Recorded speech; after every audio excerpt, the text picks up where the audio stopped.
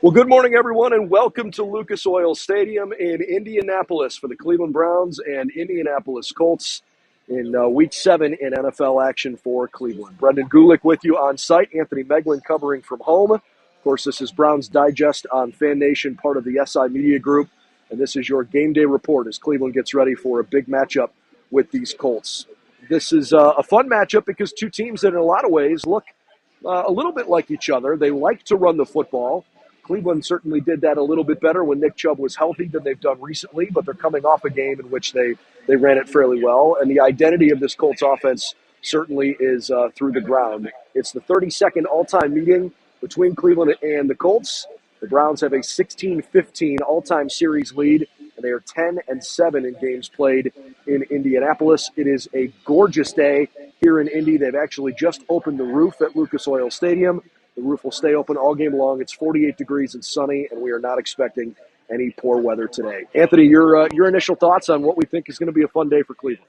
Yeah, it should be a really good day. And for the Browns, you got to be wary of a trap game. You're coming off a huge emotional victory against the 49ers last week, and you've been the talk of the town. Every TV show, every Twitter account, everybody's talked Browns football and especially Browns defense. So that'd be the one thing that I'm sure they've heard all week. Like, don't let this be a trap game, and don't let what happened to San Francisco last week happen to the Cleveland Browns this week. But it's a great opportunity. I think that the Colts present a unique challenge with, kind of led by Zach Moss in the backfield. He's a legit runner. He's third in the NFL right now in rushing yards. So they're going to have their hands full stopping the rushing attack. Now, what I will say from that perspective, the Colts do come in a little bit injured on the offensive line. So you're going to have a couple backups that hopefully they're going to be able to attack. But I think the story is going to be the same thing. This defense is so elite that they're going to have everything shut down on that side. And it's up to the offense now on the other side of the ball to get things going and to start looking the part as we're, looking at being almost halfway through the season here in a couple weeks. Obviously, the big news of the day for the Browns is that Deshaun Watson is expected to be the starting quarterback, barring any setbacks pregame with his shoulder. That's obviously great news for Cleveland. If he is unable to go or if he starts and has to come out of the game for some reason, once again, P.J. Walker has been elevated off the practice squad, so he would be Cleveland's quarterback if Deshaun is not available. And to your point, the Browns are trying to figure out a way to stack wins here. In their last 16 victories, Cleveland has followed a win with a 3-13 record. So they haven't done a very good job of getting onto a win streak. And I think they've got a really good chance to do that today. You can't look too far ahead on the schedule and try to figure out what's to come. You just focus on now. This is an Indianapolis team that, as you mentioned, not just banged up on the line, but they're missing their starting quarterback in Anthony Richardson. Gardner Minshew is going to play today, and he threw 3 picks last week. He's obviously had some good moments in his career, but he's also had some frustrating ones. And with a Cleveland defense that leads the NFL in a lot of major defensive categories, I think they need to try to find a way to be aggressive in the run game and confuse Minshew and try to snuff this one out early on.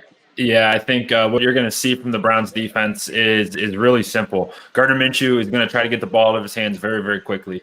He's like in the bottom tier of guys who've thrown the football. There's about 56 guys who have thrown a pass this year, and he's ranked 11th worst in yards per attempt at about 3.5. So what does that mean? He's getting the ball out of his hands quick. Look for the Browns to try to take his first read away so that he has to hold on to the football, let Miles get after it, let Za'Darius get after him, and make him get through progressions. And when that's the case, you're doing that against the Browns defense, it's going to lead to some turnovers and a lot of bad play.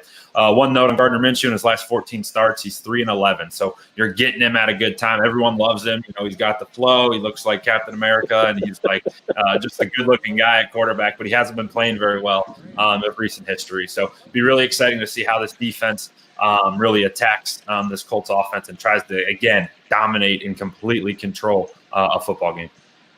Colts are 3-3 on the season, coming off of a disappointing loss to Jacksonville. Just to solidify some of the stats I was referencing for the Browns defense, they lead the league in total defense, passing yards allowed, points allowed, first downs allowed, and third down conversion percentage. And to give you an idea, they've given up 52 first downs total this season, which is 42 fewer than Tampa Bay, who is second in the entire NFL. It has been domination for the defense. But as Jim Schwartz said this week, they don't give out trophies after 5 games. And even though the Browns had an early bye week and now they've got to play a whole bunch of games consecutively, this group is trying really, really hard to make sure they can keep this thing going. Yeah, no question about it. And then, it's gonna rely on that defense. Let's see if they can continue to stop it and shut teams down. Those numbers are gaudy; they're unbelievable, and it's so fun to watch. You have that conversation. Would you rather have an elite offense and a bad defense, or a defense that is going to give up like 7 points a game? I don't know. I kind of like where we're at, and it's helpful because our offense, as they're still trying to find their way, like so much inconsistency thanks to a handful of terrible injuries, and then just inconsistent play from your quarterback position. So you're hoping that as the defense continues to drive this train, that the offense can figure it out on their side of the ball. Today's a good opportunity to do so. They're going to be able to attack Indianapolis through the air. You're getting 2 7th-round draft picks, 7th-round rookies, starting on the outside today against Amari Cooper and Donovan Peoples-Jones, Elijah Moore, David Njoku. So look for Deshaun Watson in this offense to try to push the ball vertically down the field and just try to develop some rhythm and some chemistry when the Browns have the football. Excited to see what it looks like, and certainly we're happy to be here in person. I know you're looking forward to watching the game from home, and folks all around the country want to see if this Browns team can keep this thing going, especially on defense, and what Deshaun is going to look like in his first action back from injury. Kickoffs at 1 o'clock on CBS. Spiro Ditas, Adam Archuleta, and Aditi Kinkhabwala have the national broadcast. For all the latest news and info during the game, and certainly we hope post-game as well, that you would join us over on BrownsDigest.com and right here on this YouTube channel as we continue to bring some video coverage of the Cleveland Browns. For Anthony Moeglin, I'm Brendan Gulick. Thanks for watching the Game Day Report. Cleveland and Indianapolis coming up here just a couple hours in the Hoosier State.